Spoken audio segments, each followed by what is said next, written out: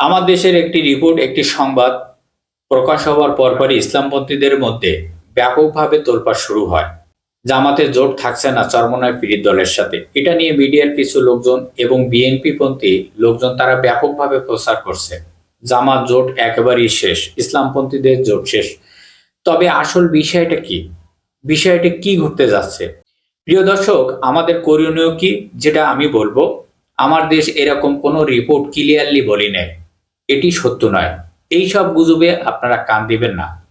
জামাত চরমনার সম্পর্ক আছে, থাকবে, ভালো সম্পর্ক আছে এবং তারা সমঝোতার চেষ্টা চালিয়ে যাবে। কিছুটা একতরফা লোক আছে, এটাকে অনেক বড় করে বিভাজন সৃষ্টি করছে, জামাতের বিপক্ষে কাজ করছে। সুতরাং আলাদা দুইটা দল, কিছু একটি পার্থক্য থাকবে, এটা তো স্বাভাবিক ব্যাপার। এমনটি তারা ক্ষমতা আসলেও একটি দূরত্ব থাকবে, তবে থাকাটা উচিত, নইলে তো একটি দল হয়ে যেতে পারে। এক দলের মধ্যে বিভিন্ন ধরনের গ্রুপ তৈরি হয়, গ্রুপ হয়ে থাকে, জামাতের মধ্যেও আছে, এমনকি চরমনার মধ্যেও আছে। সুতরাং চরমনার মধ্যে একটু অন্য কায়দা, আপডেট পন্থী যারা, আধুনিক পন্থী যারা রাজনীতি করা, যেমন ঢাকা বিশ্ববিদ্যালয় থেকে যারা বের হয় চরমনায়, এটা তাদের ভিতরে আছে। জামাতের মধ্যেও অভাব নেই, তবে এটা কোনো ইস্যু না। আমার দেশ পত্রিকা জামাতের জোটের সাথে থাকছে না চরমনায় জোট। তবে এই ধরনের গুজব স্বাভাবিক কি সত্য? সত্য না। আমার দেশের এরকম কোনো বিবৃতি দেই নেই, যেটা কোনো সোর্স থেকে আমার দেশ বলিনি যে থাকছে না চরমনায় জামাতের সাথে জোট। এটা ভুয়া কথা, গুজব। এইসব গুজব আপনারা কান দিবেন না। জোট আছে, থাকবে। জামাত এবং চরমনায়ের লোকজনকে আমি বলবো, এই মুহূর্তে সিনিয়র যে দায়িত্বশীল যারা আছেন, দ্রুত আপনারা বিবৃতি দিয়ে দেন, আমাদের জোট আছে, এটা ভালো হবে আপনাদের জন্য। আমরা সমঝোতার চেষ্টা চালিয়ে যাচ্ছি। প্রিয় দর্শক, আসন নিয়ে কিছুটা জটিলতা আছে, তবে এটা ওভারকাম করা উচিত। এখানে আমি যেটা মনে করছি বা দেখছি, বাস্তবে জামাত চরমনায় যে পথে হাঁটছে, যতদূরে এগিয়ে গেছে, এমনকি মামুনুল হক সাহেব এর দলের, এটা আমার কাছে এখানে মেন না, কারণ তারা রাজনীতির গুরুত্ব না। জামাত এবং চরমনায় যত দূরত্বের সামনে এগিয়ে গেছে, ঐক্যবদ্ধ হয়ে গেছে এক জায়গায়, তাদের আর পিছু হটার কোনো সুযোগ নেই। তারা পিছু হাঁটলে মাইর খাবে। এদিকে বিএনপির সাথে জোট চরমনায়, তবে এই সুযোগ এখন আর ভাববার সময় নেই।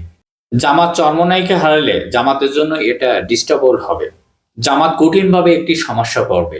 অতএব জামাত চরমনায় দুটো দলকে বলবো যে পিছু হটার আর সুযোগ নেই। সর্বোচ্চ ছাড় দিয়ে আপনারা আপনাদের পক্ষের জায়গা ধরে রাখতে হবে, নইলে আপনারা নিজেরা নিজেদের ভিতরে বিপদে পড়বে। তবে অনেকে এটাকে অনেক ধরনের, অনেকভাবে ব্যাখ্যা নিয়ে আসছে। এনসিপির কারণে আজকের এই অবস্থা। সুতরাং জামাত এবং এনসিপির সাথে আসন সমঝোতার বৈঠক করেছেন, তবে মোটামুটি ফাইনাল হয়ে গেছে জোটের বিষয়। এখন ফাইনালে বলা হচ্ছে, জামাত এনসিপির সাথে যে মিটিংটা করেছেন বা সম্পূর্ণ করেছেন, তার সাথে চরমনায় বাকি যে 7টি দল ছিল তাদেরকে বলি নাই, তারা ছিল না।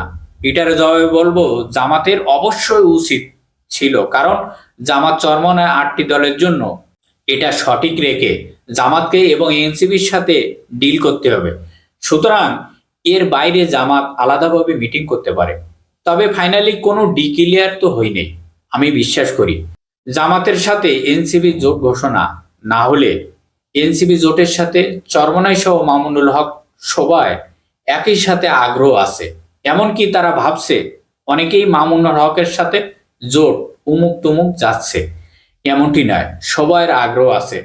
তবে কত আসন থাকবে, কিভাবে থাকবে, কে কতটি নেবে, এগুলো নিয়ে আলোচনা চলছে। প্রিয় দর্শক, এই জায়গায় জামাত চরমনায় জোট যদি বাইসেন্স ভেঙে যায়, চরমনায় সব বিভিন্ন দলের অযৌক্তিক আসন দাবি করার কারণে হবে। কিন্তু এটা করলে চরমনার প্রস্তাব এবং জামাতের ক্ষতি হবে।